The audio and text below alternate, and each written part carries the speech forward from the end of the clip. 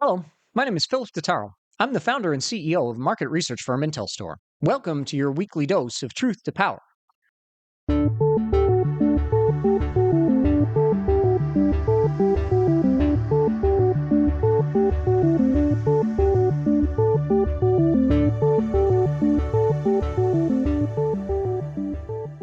Truth to Power examines data driven insights for the energy sector with a focus on renewables. On this week's episode, we're looking at feed in tariffs, public finance, and capital efficiency of the global hydropower market from the IntelStor Future of Renewables report. Hydropower is unique amongst renewable energy in that over time, the cost of energy is actually increased, while most renewables have seen a substantial drop through economies of scale.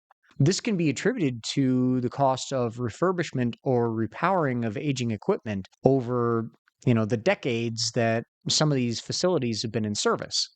While hydropower has tickled being competitive with both petroleum and natural gas more recently, it should be clear that the trend on cost of energy is gently increasing over time from below $50 a megawatt hour in the year 2000 to more than $57 per megawatt hour in the most recently reported period.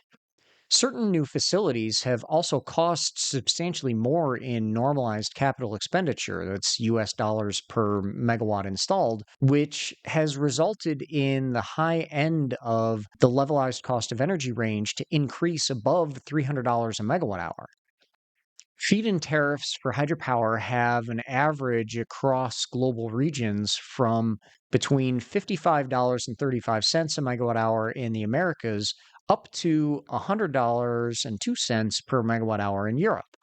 As with other renewable energy technologies, Europe tends to provide the highest feed-in tariffs on average, as they've deliberately chosen to subsidize the energy sector, whether it's renewable or non-renewable technology.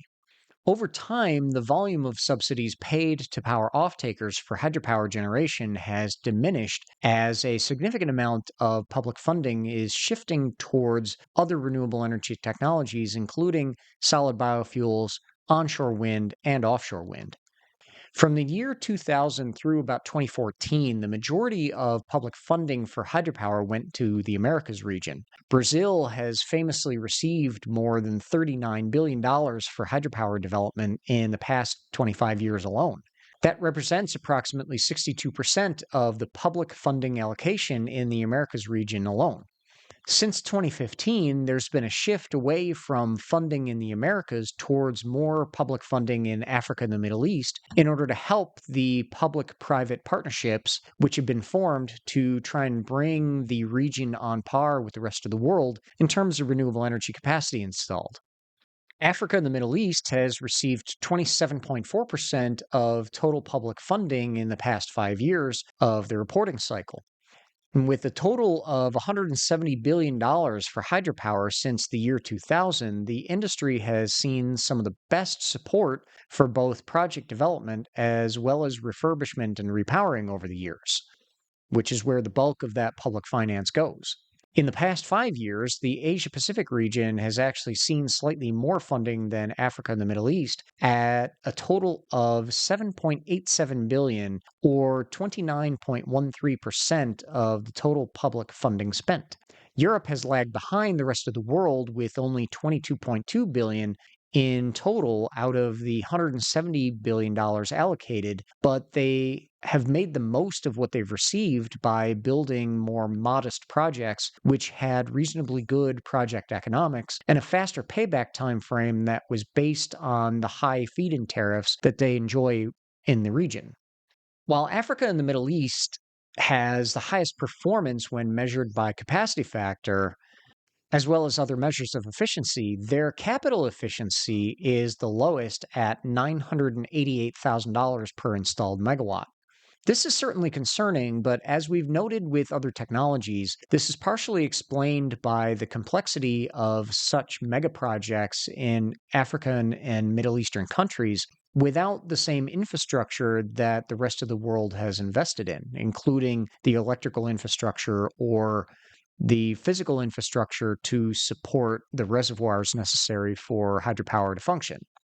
More specifically, they lack access to roads and the power offtake infrastructure that makes hydropower more challenging to be built as well as operated efficiently as compared to the rest of the world. The Asia and Pacific region has made the most out of the $41.5 billion in public funding allocation they've seen by seeing a capital efficiency of $64,000 per installed megawatt. Europe is at $95,000 per megawatt, which reflects a sensible approach to the use of public finance to firm up an industry that has a long history within the region. Many hydropower projects in Europe date back over 50 years, particularly in Norway, and they've already required the refurbishment at least once during the lifetime of the project. The Americas region at $221,000 per installed megawatts indicates a drop in capital efficiency as assets have aged or otherwise demonstrated teething issues getting new capacity online and operating efficiently. We've seen that in places like Brazil and even Chile and some of the other Central American countries as well that have adopted smaller installations more recently. Thank you for joining me this week. I'm Philip Totaro, and this has been your weekly dose of Truth to Power. We'll have more to come from this IntelStor exclusive report, The Future of Renewables, next time on Truth to Power, including a look at the installed capacity and global region market share of onshore wind. In the meantime, you can follow us on IntelStor's YouTube channel, as well as your favorite audio platforms. And visit www.intelstor.com to join more than 300,000 subscribers to our renewable energy data solutions. We're adding subscribers faster than ever, so don't miss out. Register today. A full analysis of the global renewable energy market is available to online subscribers of this new exclusive IntelStor report, The Future of Renewables. And tickets are on sale now for the next Wind Summit event in Houston, Texas on November 3rd and 4th, 2026. Visit www.windsummit.org and join hundreds of your industry colleagues to discuss all the latest trends in O&M. We've got speakers and panelists lined up from companies like NextEra, EDPR, EDF, Pattern Energy, ExxonMobil, WEG, and more. So don't miss out. Register today. We hope to see you there.